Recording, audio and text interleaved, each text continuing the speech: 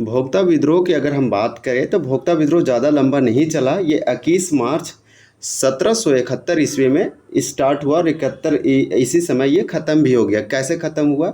जो आपका केमेक यानी कैप्टन जैकब केमेक के नेतृत्व में अंग्रेज़ों ने पलामू किले को घेर लिया। उसके बाद दीवान जयनाथ सिंह सरगुजा भाग गया, जो कि उड़ीसा में पड़ता है। इसके बाद राजा चित्रजीत राय रामगढ़ राजा के शरण में चले गए। रामगढ़ के राजा में वो जाके बस गए। इसके बाद पलामू राजा के रूप में 4000 रुपया ये आपका टैक्स या कर था, जो वार्षिक लगान की शर्त के साथ गोपाल राय को नया शासक बनाया गया। तो देखिए गोपाल राय यानी कि जो आपका जयनाथ सिंह था वो सुरगुजा भाग गया।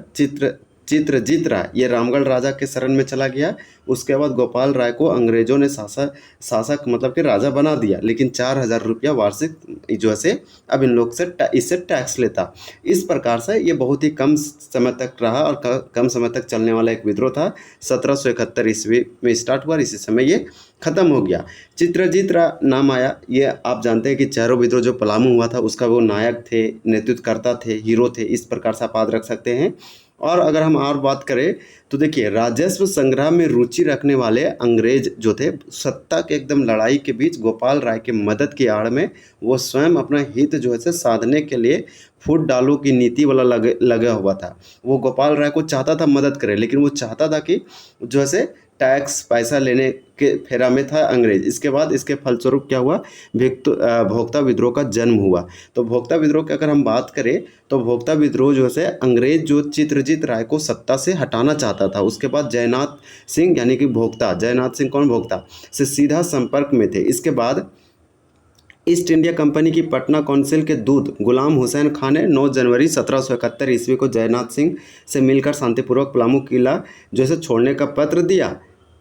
पर जयनाथ सिंह जो है विचार विमर्श के नाम पर 10 दिन का समय लेकर विद्रोह की तैयारी में जुट गए। मतलब 10 दिन का समय लिया और वो बोला कि हम किला को छोड़ देंगे, लेकिन किला छोड़ा नहीं, विद्रोह के प्लानिंग कर लिया। कुछ दिनों के बाद उन्होंने जीवन, सम्मान और उत्तराधिकारी की गारंटी आदि शर्तों के साथ पलामू किला छोड़ने की शर्त रखी, जिसे अंग्रेजों में मानने से इनकार कर दिया। यानी कि अब ये जो है छोड़ने के लिए राजी हो गए, लेकिन कुछ शर्त था, तल अंग्रेज जो है मना कर दिए। इसके बाद कैप्टन कैमेक ने पुनः चेरो को 29 जनवरी 1771 ईस्वी को आत्मसमर्पण पत्र दिया, जिसे जयनाथ सिंह द्वारा ठुकरा दिया गया। इसके बाद भोक्ता तथा चेरो ने मिलकर अंग्रेजों के खिलाफ विद्रोह कर दिया, जिसे भोक्ता विद्रोह के नाम से जाना जाता है। एक खूनी, एक बहुत ही इम्पोर्टेंट विद्रोह था, नाम है भोक्ता विद्रोह। चेरो विद्रोह का पूरक, देखिए चेरो विद्रोह का पूरक के रूप में किस विद्रोह को जाना जाता है? इस क्वेश्चन का आप नेचर समझिए। बोल रहा है चेरो विद्रोह। चेरो विद्रोह 1770 में हुआ और ये 1770 में चेरो विद्रोह हुआ और ये चला 1819 तक। कई फेज में, कई स्टेप में चला।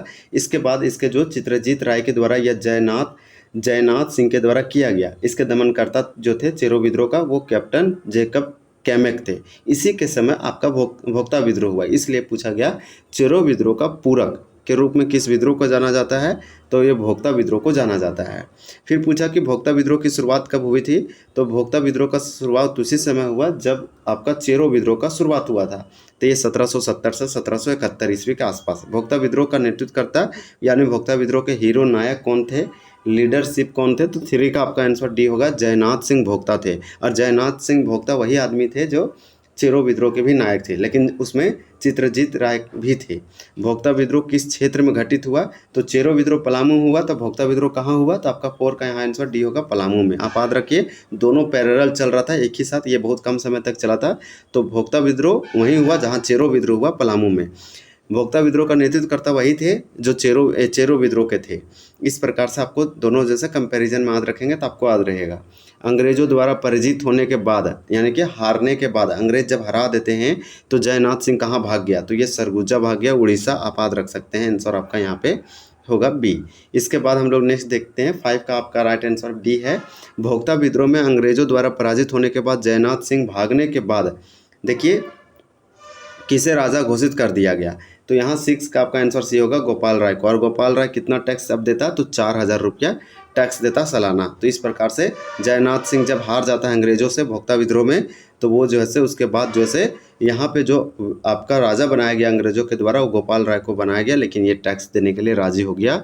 अब 4,000 वार्षिक टैक्स ये कर देते। इस प्रकार से इस वीडियो में टोटल कितने प्रश्न हैं, तो 6 प्रश्न था, लेकिन आपको हम बहुत कुछ इसके बारे में बताएं। अगर आप अच्छे से लिसन केयरफुली करेंगे यानी सुनेंगे बहुत अच्छे से, तो आपको बहुत कुछ इसमें याद हो सकता है। हम बहुत डिटेल आपको बताने का शुरुआत में ही कोशिश किए वीडियो का स्टार्टिंग में, कि भोक्ता विद्रोह क्या हुआ, कैसे हुआ। हम सबसे पहले बताएं कि बहुत कम लंबा समय नहीं था, मतलब कि बहुत कम समय तक चला, ज़्यादा लंबा नहीं चला, ऐसे आप भी बोल सकते हैं। जैकब कैमेक वही व्यक्ति थे जो चेरो विद्रोह के दमन करता थे, तो भोक्ता विद्रोह के भी दमन करता यही हुए। दमन करता चेरो विद्रोह जब हुआ तब भोक्ता विद्रोह हुआ, जहाँ पे चेरो विद्रोह वहीं पे भोक्ता विद्रोह हुआ।